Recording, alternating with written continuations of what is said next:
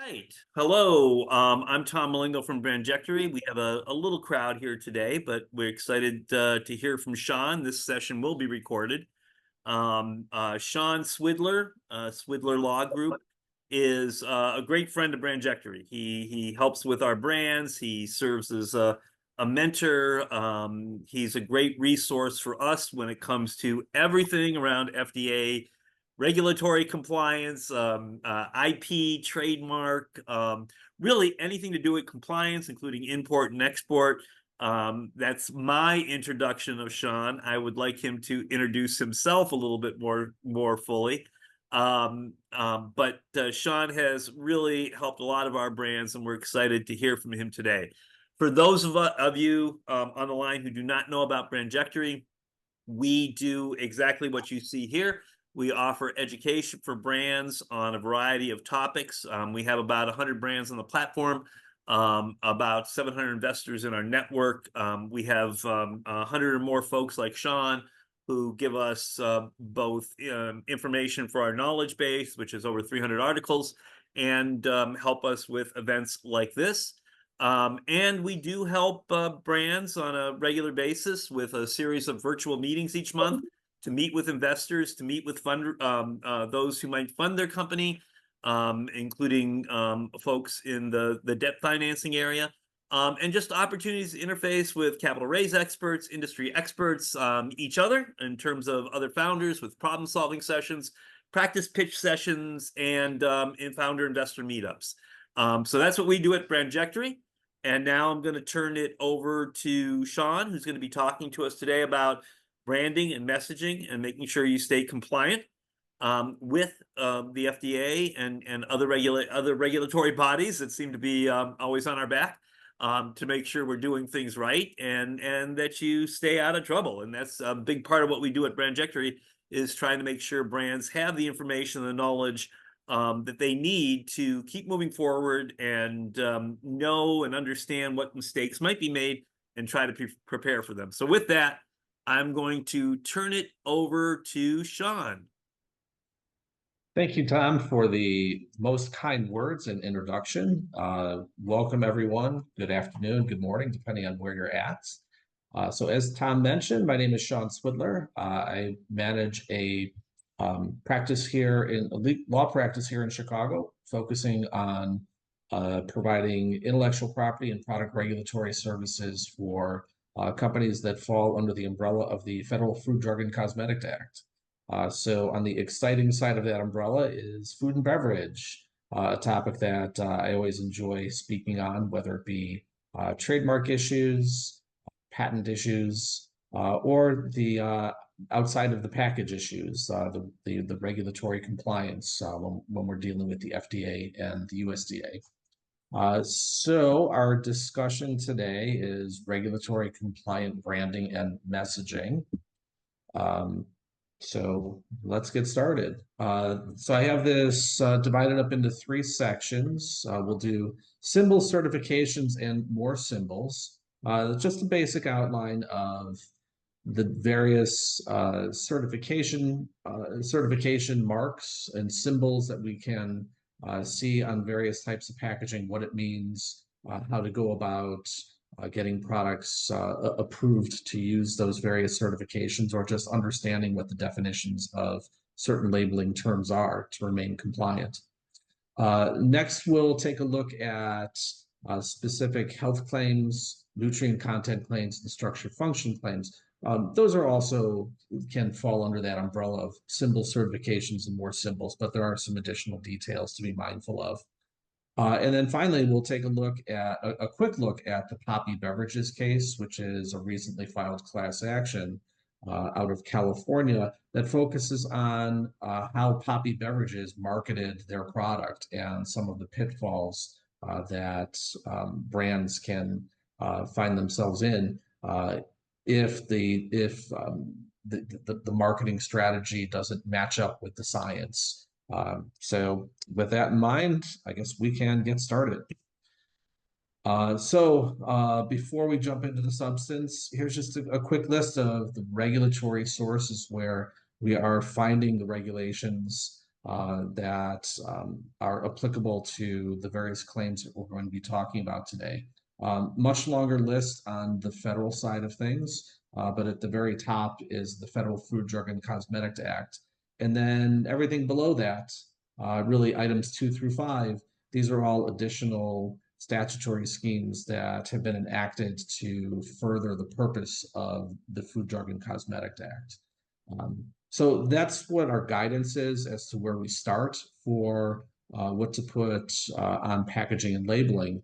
And then in terms of making sure that there is compliance, we have to, again, consider what the FDA and the USDA is telling us. And then the Federal Trade Commission can also get involved when reviewing the truthfulness of statements made and packaging and labeling. Also be mindful of state regulations. Most states have adopted a Food, Drug, and Cosmetic Act that essentially mirrors the Federal Food, Drug, and Cosmetic Act.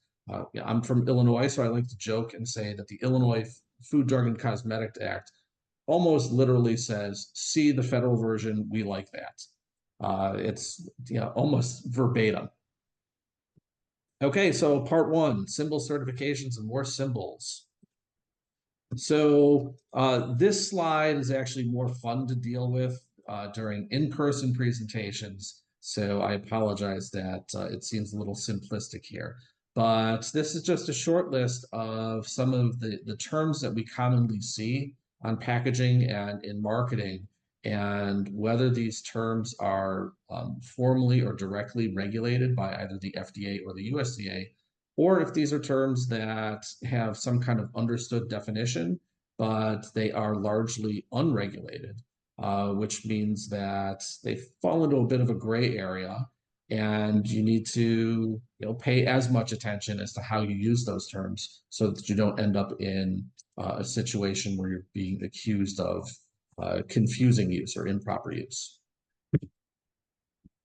So organic is one that is with health concerns and eating healthy of increasing importance. We see the organic label very frequently on products. And I guess as a backdrop for all of these terms, it's important to understand that these label terms almost function as similar to trademarks, where consumers have an immediate idea of a quality or characteristic of the food products that they're purchasing just by the use of these particular terms. So they can be very important components to your branding and your messaging by enabling consumers to make a quicker decision because they know a little bit about the product before they have to really dig in and read the back of the label and understand what every ingredient might be.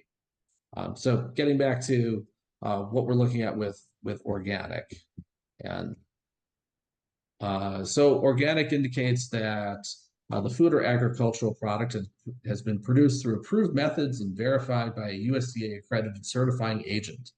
The USDA organic program is administered by the National Organic Program, which is a division of the USDA. And what we typically see is these 4 different categories of organic labels. So at the very top end, 100% organic,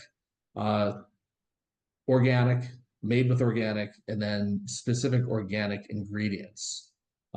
So each of these has its own special requirements and processes to go through for certifications. Moving back upwards on this slide a little bit. So the USDA organic certification mark is available for those first 2 categories, 100% organic and organic. And without proper certification, manufacturers cannot use that USDA organic label. And also important to note that there is an exemption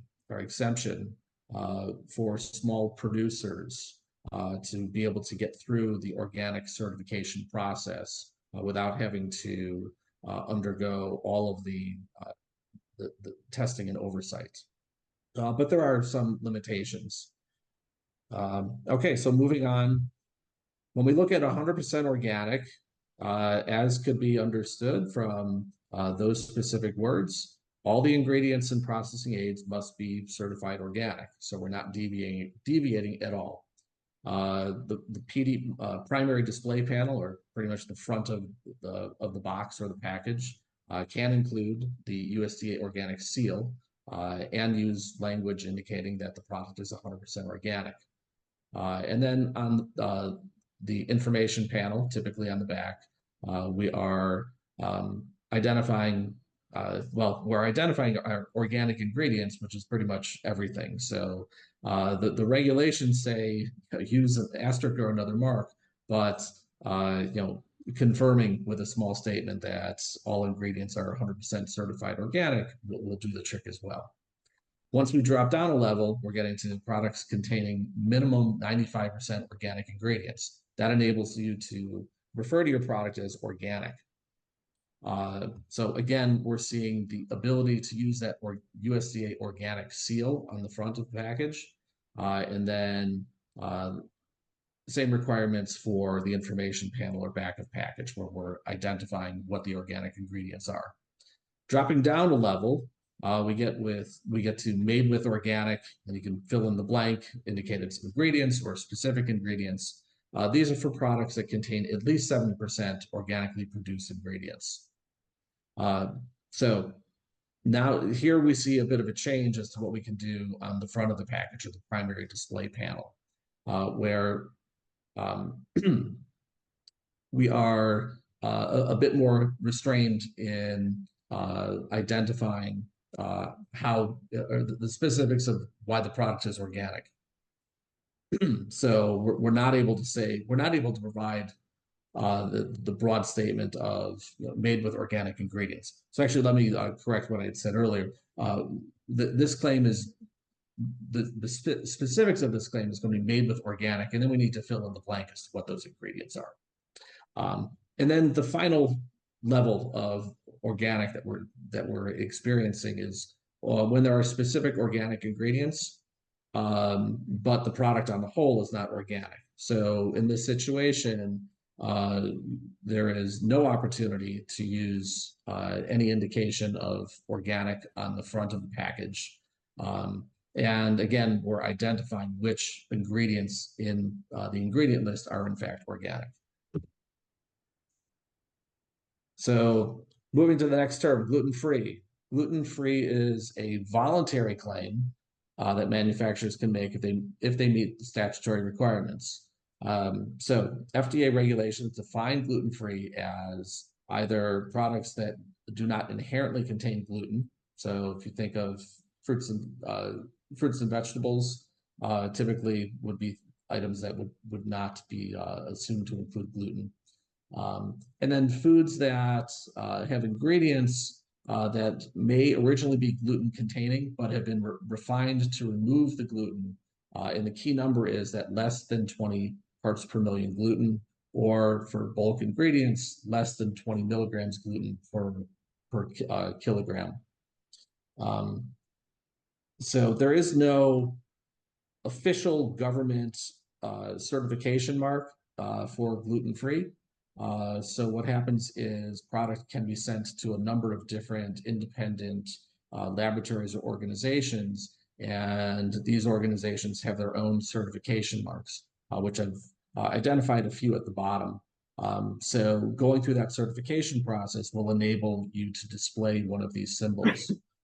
And when we're considering the importance of these symbols, it's also important to understand the history of the testing lab that you're going to work with and make sure that they are a recognized lab without problems, because their certification mark is the quality of their certification mark is going to send the desired message to your potential consumers. So when we are considering gluten-free, similar terms would include no gluten, free of gluten, without gluten. These are all going to be synonymous with gluten-free. So healthy is an interesting one, because currently the the FDA's definition of healthy is based on 1990s nutrition science or nutrition guidance and food science. And back in the 90s, the focus was on specific vitamins and nutrients within a product. And that's what led to the product being characterized as healthy. So that's why you find products like Frosted Flakes cereal as identified as healthy because of, I believe, the vitamin D that's in the cereal, but it doesn't pay attention to the amount of added sugar that's in the cereal.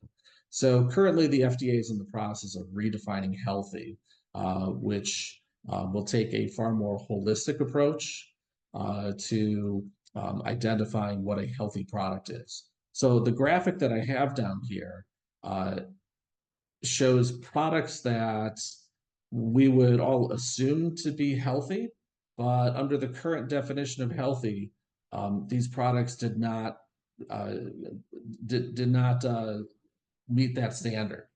Under the new definition of healthy, these products, because of their vitamin and nutrient content on the whole, will satisfy that definition of healthy. So the next few slides um, cover food label terms that we would typically see on meat and poultry products. So these are all USDA issues, more so than CPG. So we'll go through these quickly just to show that they're there, and then we can move on. So grass-fed, regulated by the Food Safety Inspection Service at the USDA. These are claims where documentation on the diet of the animals is sent into the USDA and then verified by an internal audit, but there's no on-site visit or anything like that. So in general, grass-fed means that other than milk fed to the animal during the initial days or weeks of its life, they have been grass-fed throughout. So there is no USDA certification mark for a grass-fed product. There are non-governmental labs and entities that will certify a product as grass-fed. A few of those listed at the bottom. And then again, these are certification marks that if you qualify, you'll be able to use on packaging. Animal raising claims, pasture raised and free range. Again, these are USDA issues where documentation on the living conditions is sent into the USDA, verified by an audit, and that's how you achieve that status. So in general, to be considered pasture raised, animals need to have access to the outdoors 120 days a year. We do see some more stringent standards that are adopted by some certification bodies. This Certified Humane has specified, for example, how much space free-range chickens need to have in order to actually qualify for their certification. So the criticism of the USDA's current understanding of these terms like pasture raised and free range is that it could be an entirely internal chicken coop with a small door that one or two chickens can possibly get in and out of at any given time. So it's really not, they aren't really free. They just have some access to the outdoors. So kosher is an interesting one. And I included the regulation that used to govern kosher because if you read the full regulation, it really is kind of silly. It offers very little guidance as to what kosher in fact is. So that's why it's been revoked. But there are plenty of entities out there that will certify a product as kosher. The certification verifies that ingredients, production process, and food service process complies with standards of Jewish dietary law. So typically we would see, I think most popular is the certifications that include the U. I think the CRC is pretty popular as well. But again, these are all when you're selecting the lab or the entity who's going to test the product and provide the certification mark, you want to consider, who your audience is and what they might be most familiar with. So, if it's a product type that you have frequently seen the CRC kosher label more so than the U in the circle, then that might be something that guides your decision as to where to get your product certified as kosher. Non-GMO is another interesting one because it is not, um, it is not a federal government standard. These are all independent certifying bodies that will take a look at the product itself. They all have their own certification standards. Most of them comply with this idea that less than 1% genetically um, modified ingredients qualify as non-GMO. Actually, the first time I read that, I thought, wow, that's 1%. That could that's not an insignificant amount. Um, so, uh, and then at the bottom of the slide here, I've identified just a couple of the different certification marks and bodies who will handle certifications for you. So one of the, you know, and then cost is always a question. So I did take an additional look at non-GMO project. So their cost for actually filing an application with the project is pretty reasonable. It's about $105 per product submitted. The process takes about 3 to 6 months for non-GMO project to consider the application and the materials that are being sent in. Where you would incur costs is that part of the information that you're sending in is independent lab tests. So you need to go to a non-GMO approved lab to actually have the products tested. And the costs can run from a couple $100 to a couple $1,000 depending on which lab you're using. So um, but again, you take a look and you understand your audience and who is important and what is important to them. So the investment in that non-GMO certification and lab testing and the cost that goes into it might have the right return on investment for you. And then we go, one of our another significant term is going to be vegan. So vegan is not directly regulated by the FDA or the USDA. It's generally understood to mean free of animal byproducts or animal-derived ingredients. So, again, without specific guidance from the FDA or the USDA, there's the need to be truthful and clear with how you are preparing your packaging and labeling and marketing materials if you're intending to use the term vegan. So again, as we've seen with some of these other terms, there are a number of different non-government organizations that will certify products as vegan and provide their own certification marks to indicate that a review has been carried out.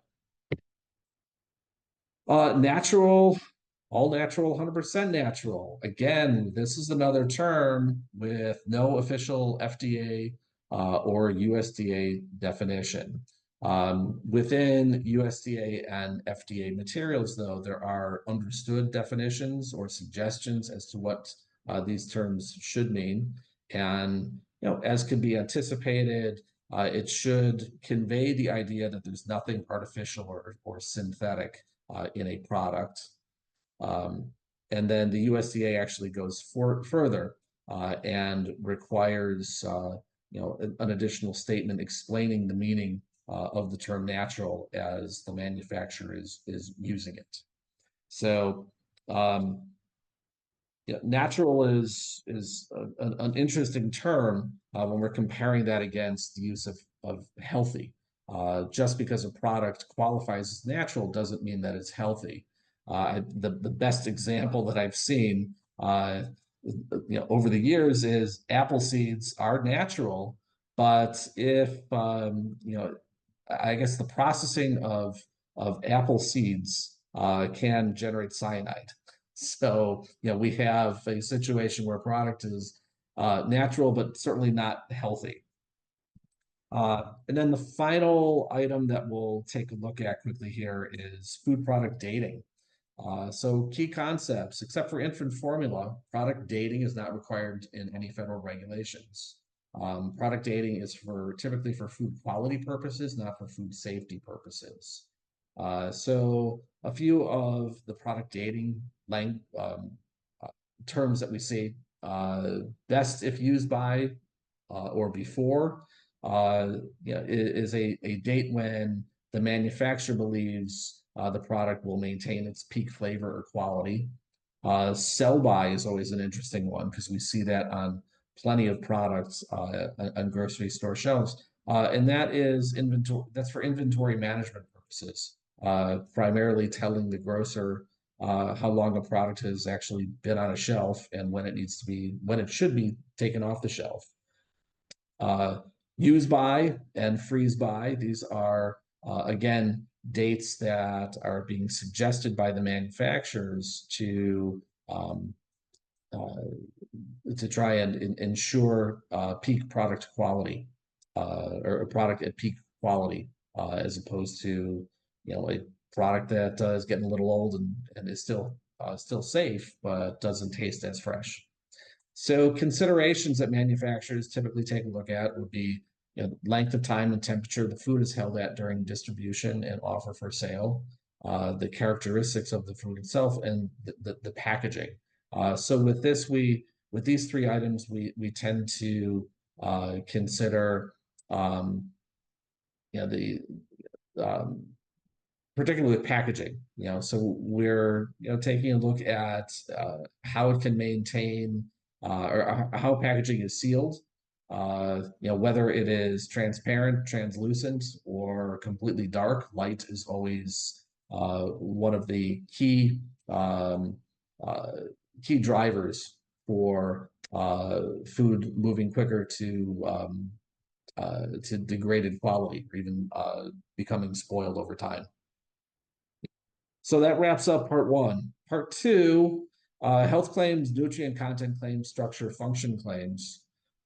These are all going to be, again, terms and wording that we see on our packaging in our marketing materials. They are a bit more regulated and undergo a bit more scrutiny. So I thought that they deserved their own separate section in our conversation. So health claims, typically in a health claim, we're going to see a reference to a food substance, whether it be the food, a component of a food, dietary ingredient, and some type of disease or health-related condition. Two types of health claims that we see are the first category is authorized health claims. And these claims are going to be based on significant scientific agreement and significant examination by the FDA. And then qualified claims have emerging or limited scientific evidence to support the claim itself. So it's also important to note that there's going to be a distinction between our health claims and just general dietary guidance, where the health claims are regulated and require some FDA approval. Dietary guidance is, we're generally looking for truthful and not misleading type of guidance. So authorized health claims. So if you would like to have an authorized health claim, it does require a petition to the FDA and presentation of evidence that will be examined on this significant scientific agreement standard, which is going to be a high level of agreement amongst scientists and nutritionists, and that in conjunction with statements from the National Academy of Sciences. So a few examples of these authorized health claims. Diets low in sodium may reduce the risk of high blood pressure, disease associated with many factors. So we see that we have our treatment of a health condition and a reference to a particular nutrient, that being the sodium. And again, in the second example, we are seeing the same type of structure where we have heart disease is our condition, and saturated fat and cholesterol and trans fat, these are the nutrients that are being referenced in connection with that condition. So here's just a quick list of the authorized or health claims that the FDA has authorized. The one major proposed health claim that the FDA has denied. So there are a fair amount of statements that can be made, and additional information and details and specific wording in all of these categories can be found at the FDA's website. So if there's interest, we can certainly pass around the specific website address for that. Now, qualified health claims are kind of tricky to work with, and you need to understand the pros and cons from the marketing standpoint of using them. So a qualified health claim is going to apply where there's, again, that emerging evidence, but doesn't meet the level of that significant scientific agreement. Qualified health claims are going to enable you to make that that claim between a particular ingredient or vitamin or nutrient and a particular health condition, but there's going to need to be these claims are approved with a lot of qualifying language as part of the claim. So, in this example, we see, some scientific evidence supports but does not prove. You have to balance that from the marketing perspective. You need to balance that, against the information that you're, the image that I guess you are attempting to present to your customers, to your consumers. So, the most recent FDA decision on qualified health claims dealt with eating yogurt to reduce the occurrence of type 2 diabetes. So we see some specific examples of what language the FDA approved.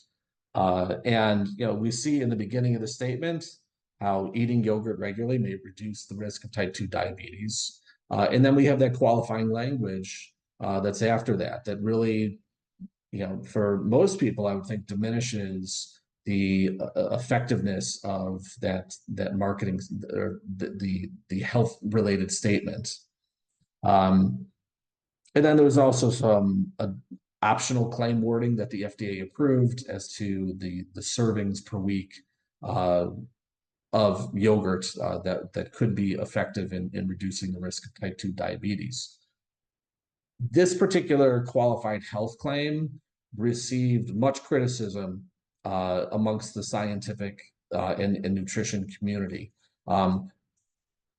The first criticism was the studies that were presented to the FDA, were really, they were very much shaped to support the position of the petitioner. And the big point that was made is this, they didn't necessarily show that there was a causal relationship, but more of a correlation. And when there's a correlation, that seems to indicate that additional investigation may be required, and there's an indication that something might be true, but it's not known just yet. And then the other criticism of this particular qualified health claim is that while it encourages people to eat yogurt, it didn't make a distinction between highly sweetened versions of yogurt versus unsweetened yogurt.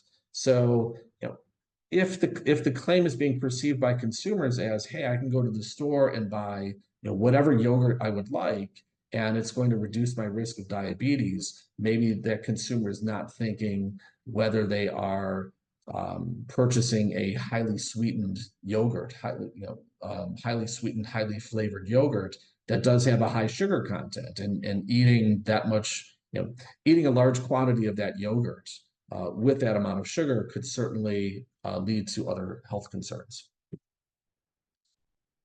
So our next item here is nutrient content claims. So the next few slides have a lot of information, so we'll just kind of go over some of the basics, and yeah, then if there's questions at the end, we can start to address those questions. So our nutrient content claims tend to fall into one of two categories. We're describing the level of a nutrient in a product. So that's where we see free, high, low, or we're comparing the level of a nutrient in one food to another. So these are those relative terms: more, reduced, light. So the easy examples to provide are high, rich in, excellent source of, and these are going to be products that contain vitamins and nutrients or ingredients that are above 20% of the recommended daily intake or daily reference value. Kind of our next level down, good source, contains, provides. That's in the 10 to 19% above.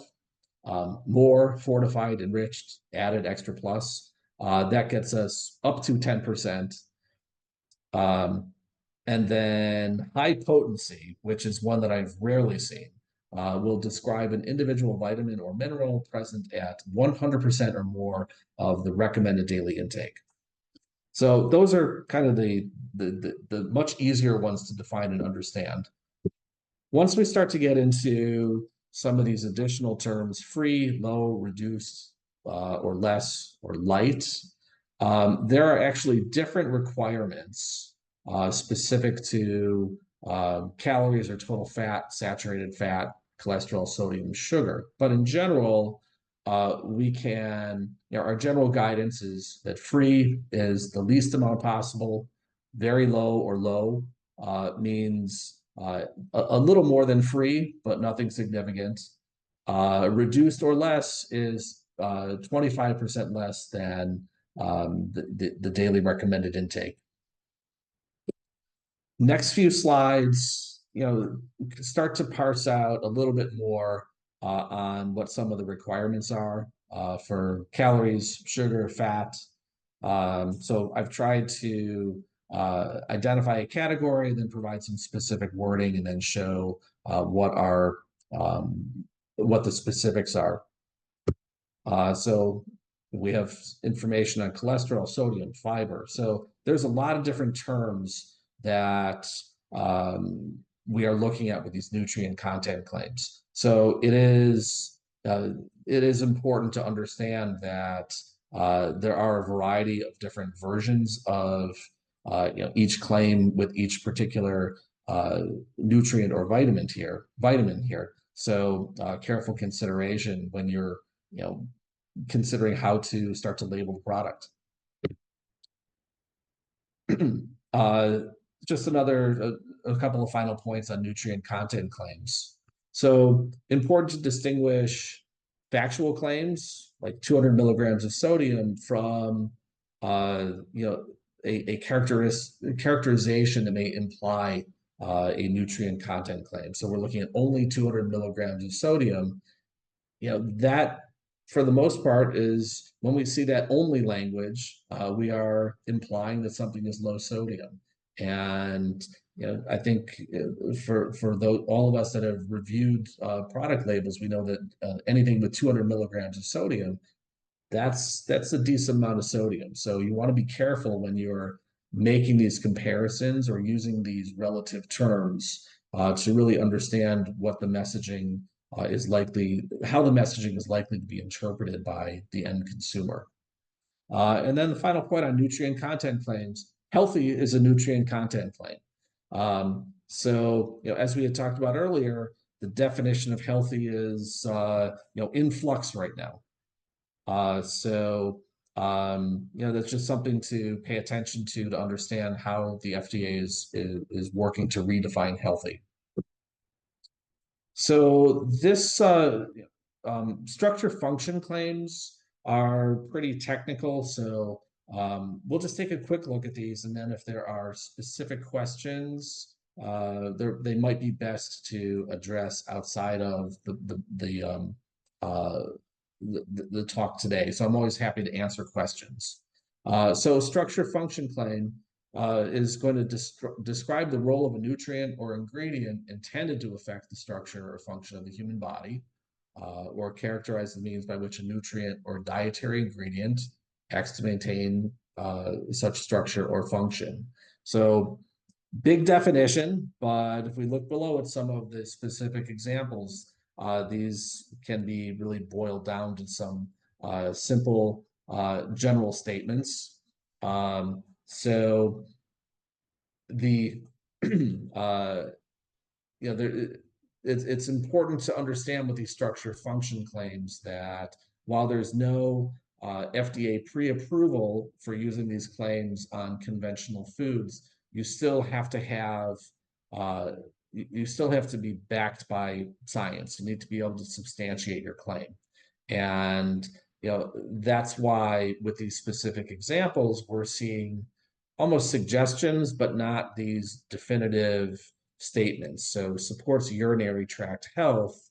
We are not identifying a specific urinary tract issue or health condition that is going to be treated or relieved when if a statement is made on a particular food product.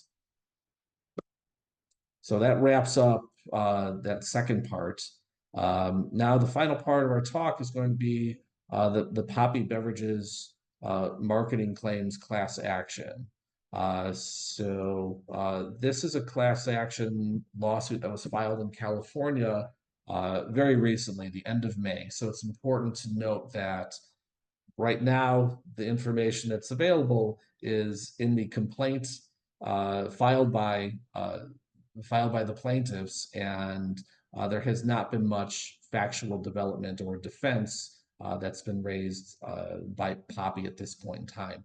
So really, this is a good exercise in understanding how specific marketing of your product and use of different statements concerning any health benefits is going to be scrutinized by consumers and watchdog groups. So the basics of the Poppy lawsuits, Poppy has marketed a product that they've identified as a prebiotic soda. It is a product that uses agave inulin as a prebiotic fiber that's an ingredient in the beverage. So Poppy makes specific claims on what the product can do for you. So we're seeing this language for a healthy gut, and the slogan "Be happy, be gut healthy." So where Poppy may have gotten itself in trouble, and I review or consider some of these statements as make sure the science backs what the marketing claims are that you're making.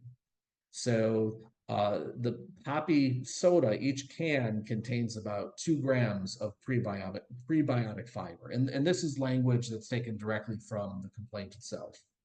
And that at that 2-gram level per can, that's too low to cause any meaningful effects on gut health. So consumers would need to drink, based on some current science and studies that were cited by the plaintiff, consumers would need to drink at least 4 cans of Poppy soda each day over an extended period of time to realize any potential health benefits from the prebiotic fiber, the agave inulin. And then the other claim that is being made by the plaintiffs is that the amount of other ingredient, the negative effect of some of the other ingredients in the product, primarily the cane sugar that's used to sweeten the product, if you're drinking 4 cans of soda, poppy sodas per day, you're ingesting so much cane sugar that you're leading to a whole host of other issues.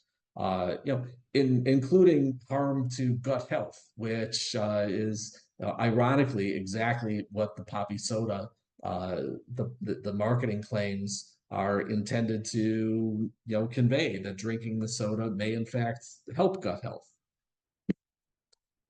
So the specific science that's been cited by the plaintiff in their complaint, again gets us back to this idea that agave inulin, 7.5 grams consumed per day over an extended period of at least 21 days before there's any meaningful prebiotic effect.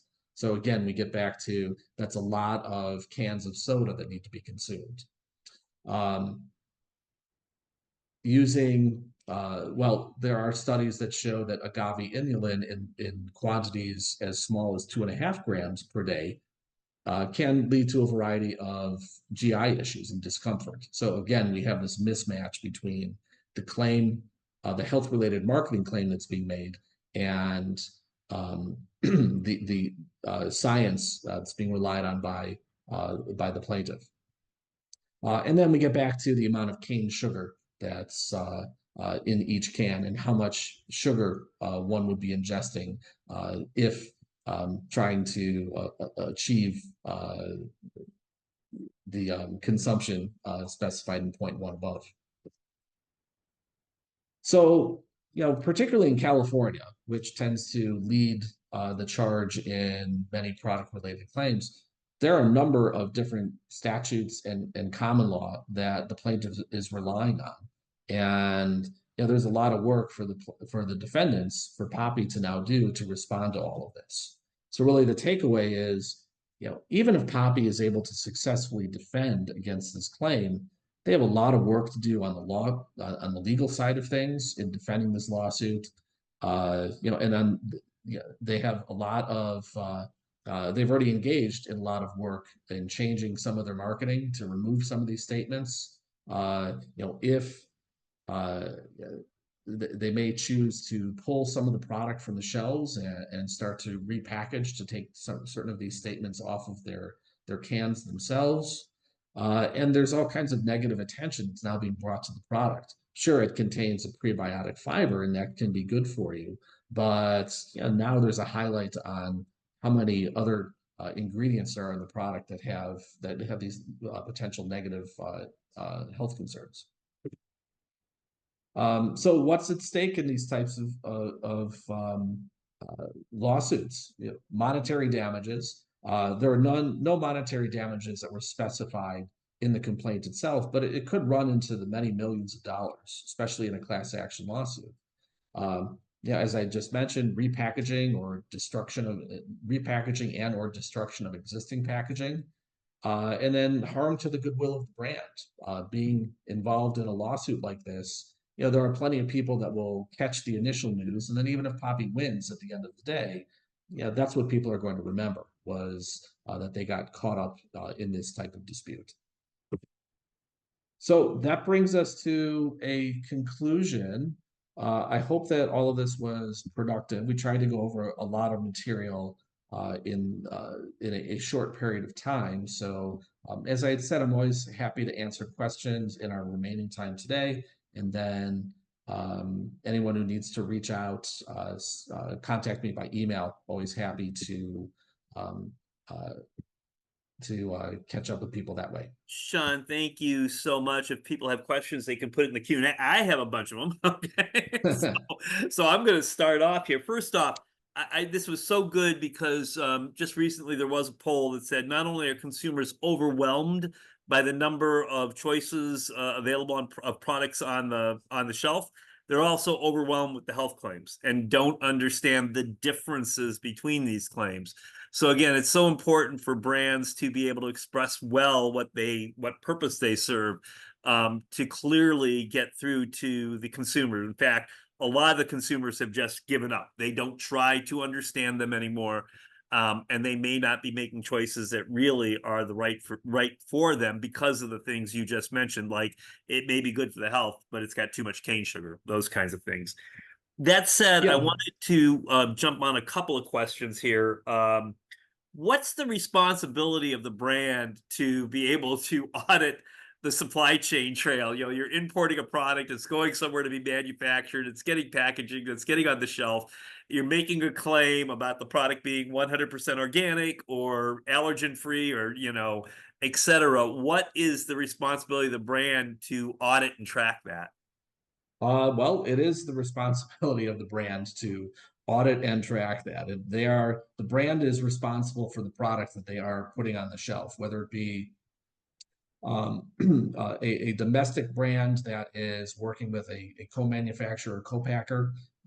You do need to take that product and, well, you need to vet your partners to make sure that they are on the up and up.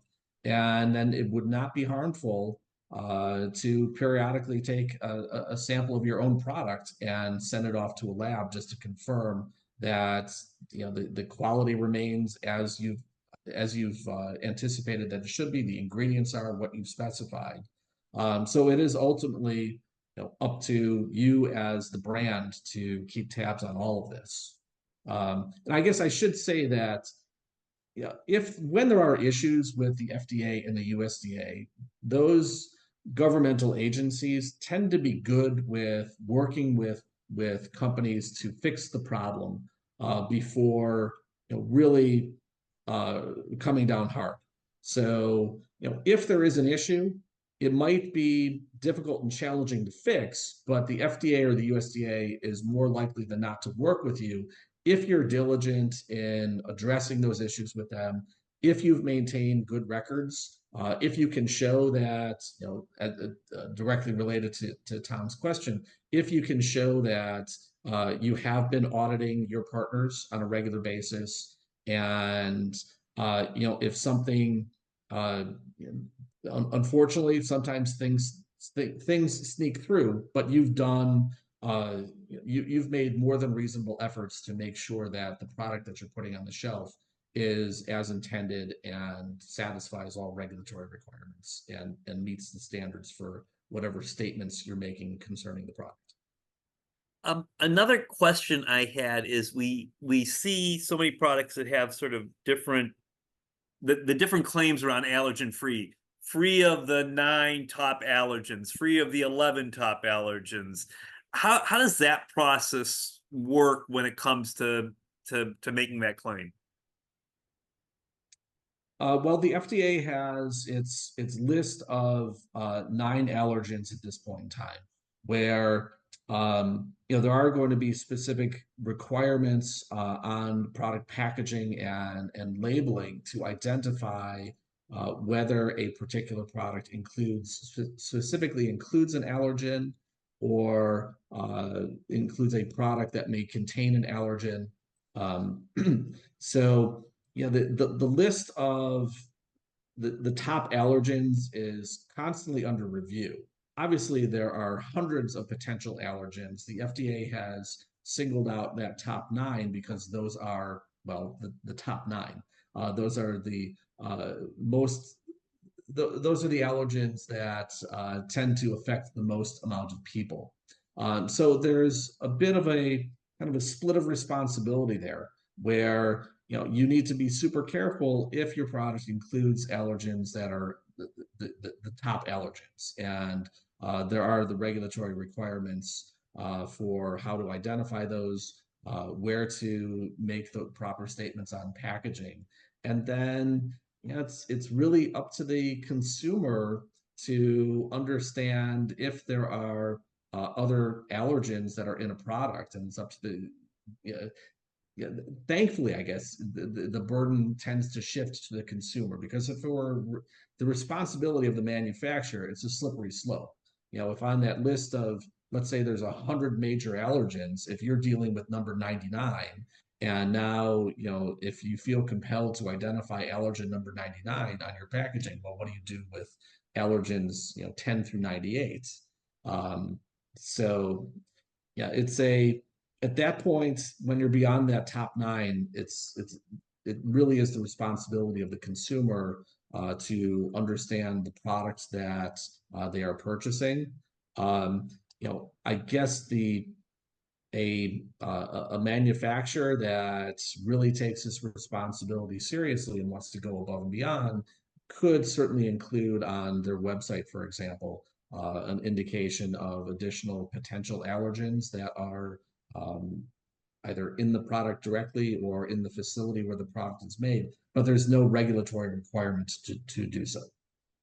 And I think my last question here, and I don't see any coming in the chat. When it comes to, and I'm not sure how to explain this question, Shad, but when voluntary claims or where there's not a requirement by the government for certification, is there a risk if you say you're non-GMO and you have all the tracking information and all the information to say that you're non-GMO?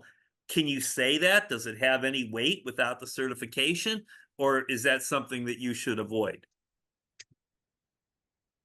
It is, well, if you've gone through the testing and you can substantiate the claim, then yeah, you can certainly, well, we should distinguish between using the words non-GMO and being able to prove it versus using one of those certification marks that comes from one of these non-governmental agencies that will test the product and review your documentation concerning the product. So the real value is if we look at non-GMO project, for example, everyone or lots of people have seen the butterfly logo and they are familiar with it. So it functions, as I mentioned, it functions almost as a trademark where you see the butterfly logo, you know that the product has been certified by the non-GMO project, and you as a consumer don't have to go back and try and figure out if it's correct.